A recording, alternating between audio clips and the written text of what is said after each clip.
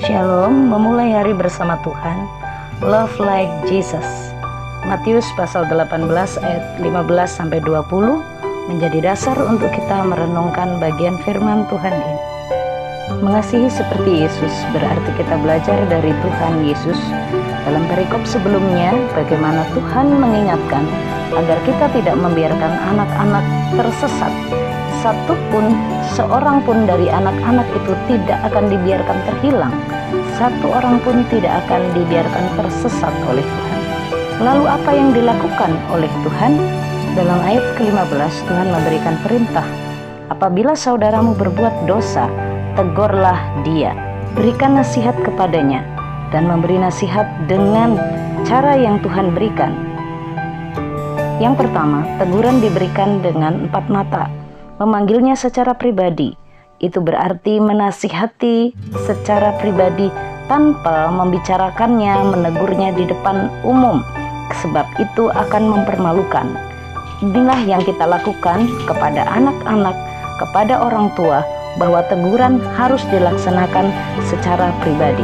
Berikan teguranmu, berikan nasihatmu, sampai engkau mendapatkan dia kembali. Tuhan tidak membiarkan domba-dombanya tersesat. Tuhan tidak membiarkan domba-dombanya terhilang, dan Tuhan memberikan perintah kepada kita agar kita tidak membiarkan saudara-saudara kita terhilang dan tersesat.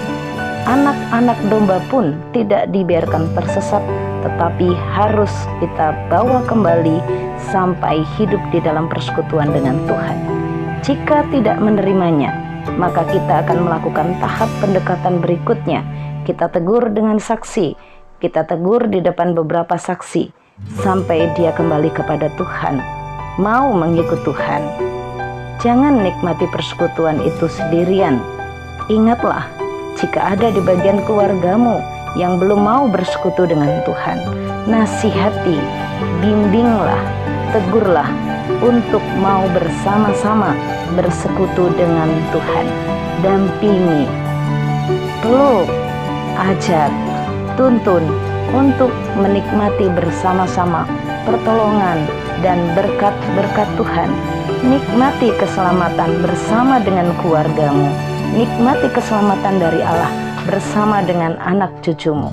Seisi rumahmu menjadi domba-domba yang ada di dalam kawanan domba Allah. Pernyataan Tuhan Yesus, apabila saudaramu berbuat dosa. Hal ini mengingatkan kepada kita bahwa siapapun yang berbuat dosa ada di dalam bagian kita. Mereka adalah saudara kita, bukan berkaitan darah dan daging, tetapi jika di dalam satu persekutuan ada yang berbuat dosa, tetap perlakukanlah dia sebagai saudara, bagian dalam Kristus yang harus tetap diperhatikan, harus tetap ditegur, harus tetap dinasihati agar kembali di dalam Tuhan. Perhatikan, nasihati, tegur, bimbing, menikmati pertolongan Tuhan.